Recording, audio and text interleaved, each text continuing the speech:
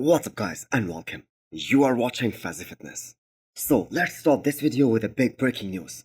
Stefan Matala, the guy who has been a sensation not just in classic physique, but in the overall bodybuilding world. He now finally realizes what the fans have been telling him for quite some time now, that he will never be his best version, in a division where he has to lose all his muscles to make that weight cut off. And the longer he stays in the classic physique category, the harder it is gonna get for him to keep making that weight cut off.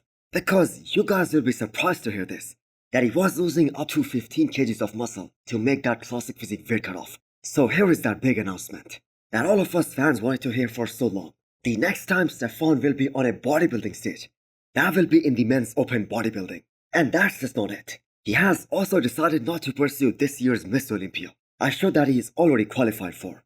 And he won the Portugal Pro earlier this year to earn his Olympia spot. There was just no point for him to keep on suffering, and that too so damn hard, and keep on losing muscle to make that weight cut off every single time.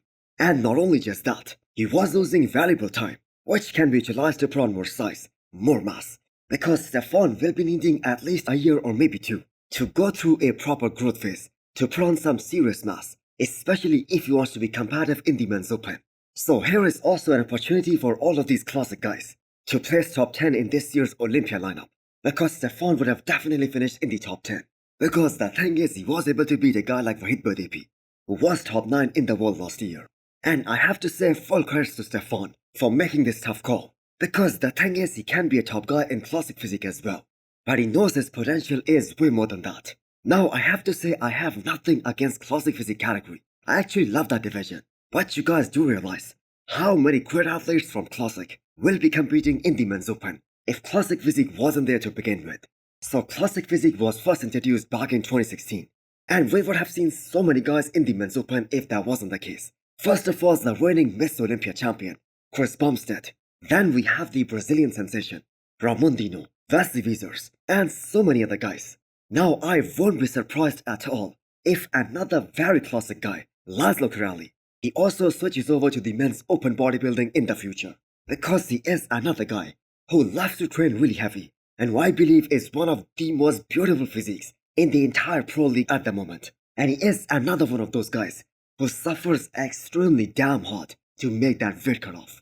So he too might switch to the men's open. Now he looked absolutely mind-blowing at this year's Texas Pro, but the feedback that was given to him after this year's Texas Pro, that was to bring up his back. Now the thing is, he is being restricted by a weight cutoff. He cannot go really hard in the off-season. He really has to watch how much weight can he put on in the off-season. And I have absolutely no idea how him and his coach, Patrick Tuor, how will these guys make some major improvements in the back department with a weight cap hanging over their heads. So what we saw from Laszlo at this year's Texas Pro, that was his all-time best. He had the best balance between his upper and lower half. He brought up his quads, which was really great to see. But I think that is another future men's open guy. So what did you guys think of Stefan's decision of switching over to the men's open bodybuilding? All smiles and laughter at the check-ins for France Pro. Now Samson Dauda has kind of spoiled the party here for all of these boys who were hoping to get their Olympia qualification for 2025 as early as they possibly could have. But there is a flip side to this story as well. Only once in a blue moon would guys like Pio Vervier and Andre Presti will get this opportunity, get the chance to stand right next to the third best bodybuilder in the world, and get that very valuable comparison. So both these guys have to make the maximum out of this opportunity. Plus, this is gonna be Samson's first real prep with his current coach, who is also his wife. So there is gonna be a lot of anticipation as well, because people will wanna see how he shows up here.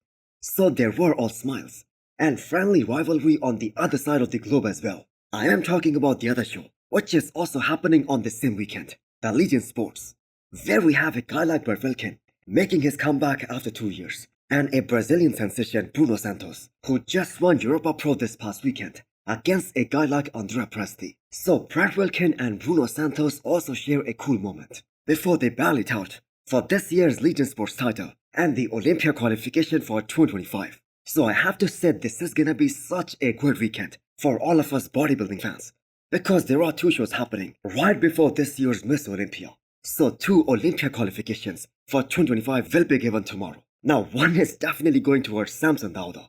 So the question is, who is gonna come out on top at this upcoming Legion Sports? Bert Wilkin or Bruno Santos?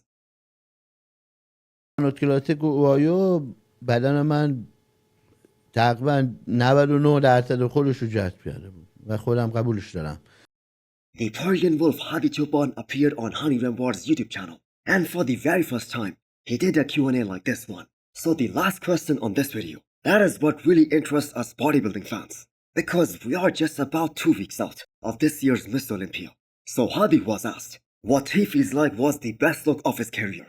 Now normally you would think, especially after this year's Arnold, he would say that one, because that was just invincible. He absolutely dominated that whole show. And that too against a guy like Samson Dauda. I mean, it was all over the moment he walked out on that stage for his own mandatories.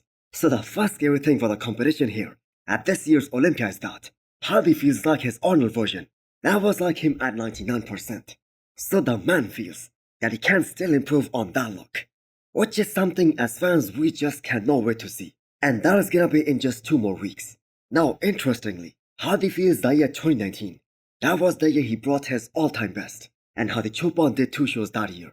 The Van Pro 2019, which was of course one of his all-time best, plus the Olympia 2019, where so many of us believe that Hadi was just so unfairly placed behind William Bonac and Brandon Kerry. ولی از دیدگاه خودم سال 2019 رو بیشتر دوست دارم.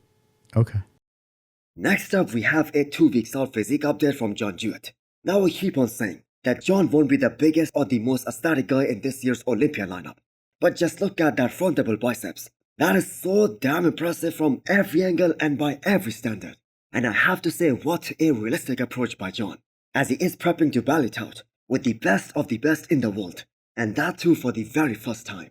I mean, this is what every competitor can control. Show up at his all-time best, and the rest is in the judges' hands.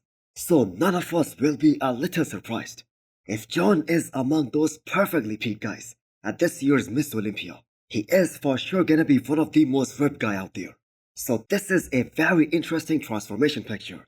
A 9 years comparison, where John was able to put on roughly 60 pounds of muscle, and that is roughly 7 pounds of muscle every year. So his weight is still 235 pounds, which is really insane. That less than 12 months ago, John was competing in the 212. So I have no idea how he was making that weight cutoff for all of those years. So Jeremy Bundia became quite relevant in bodybuilding recently after he made all those predictions for classic as well as for the men's open bodybuilding. So for those of you guys who do not know, Jeremy has Hadi Choopan and Sibam winning the Olympia this year. Now let's take a look at his first physique update. Ever since he tore his Achilles tendon a few months ago this year, so he's now trying to pack on some size that was lost during that recovery phase, where he wasn't able to train. So his Olympia journey doesn't end with the Olympia 2023, where he made a comeback after 5 long years, with the expectations of winning the title again. Now he was being totally unrealistic, and his 8th placing last year really showed that. Now as per Jeremy, it was a matter of peaking. Now I'm not sure about that, as the division has evolved a lot since 2017. Now I don't think he has anything left to prove, as he is already a 4 times men's physique champion, and no other guy has been able to do that.